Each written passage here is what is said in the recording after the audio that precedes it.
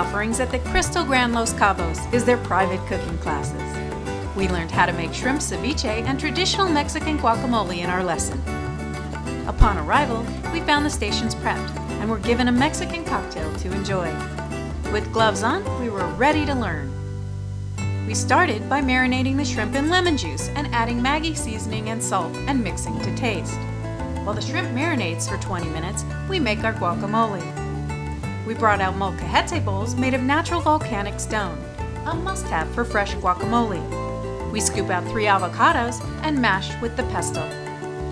Next, we add the supplementary ingredients: salt, tomato, onion, cilantro, jalapeno, lime, and mix together. For the ceviche sauce, we add cucumber, lime juice, cilantro, chili, salt, and put it into a blender. We pour some of the lime and Maggi juice the shrimp has been marinating in and blend it. Add the blended mixture into the shrimp, and we are ready to plate.